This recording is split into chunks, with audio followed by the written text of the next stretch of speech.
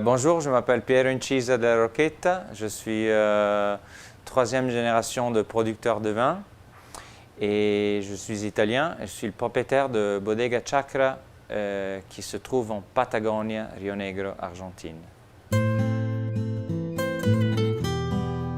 En tant que membre d'une famille producteur italienne, j'ai eu le privilège de naître dans un endroit merveilleux. Et pour moi, que j'ai 40 ans, 43 ans aujourd'hui, j'avais la nécessité aussi de commencer une nouvelle aventure et expérimenter.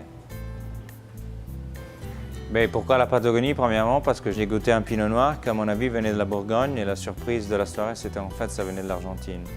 Cette région, qui à mon avis est assez unique dans son genre parce que c'est un désert, c'est dans le lit d'un fleuve qui s'est rétréci au bout de 5 millions d'années. Et le désert, un climat assez froid la nuit, avec une luminosité très forte. Et donc bonne acidité, au même temps très bonne maturation des raisins. Et au-delà de ça, du côté agricole, on a eu le privilège et la chance d'avoir des vignobles qui ont été plantés par des immigrants italiens. Donc des vignobles qui ont été plantés dans les années 30 et les années 50, qui n'ont pas de filosfera, donc sont plantés en francs de pied. Et surtout, ce n'est pas des clones, mais c'est des familles.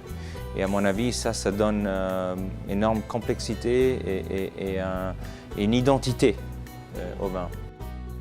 On ne fait pas des vins à caractère industriel, mais c'est des vins qui sont faits à la main, donc des vins qu'on peut définir comme des vins artisanaux.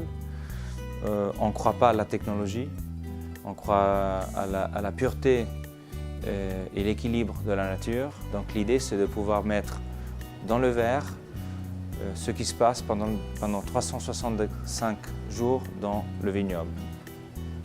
Mais le Québec, on y est avec les produits, les vins qu'on fait en Italie et en particulier en Toscane, mais pour la Patagonie, c'est quelque chose de nouveau. Donc j'ai hâte de découvrir ce que les Canadiens vont penser, les Québécois, je devrais dire, du Pinot de l'Amérique du Sud. Et je me souhaite qu'on aura une réception qui nous permettra de rentrer dans le palais et le cœur des Québécois.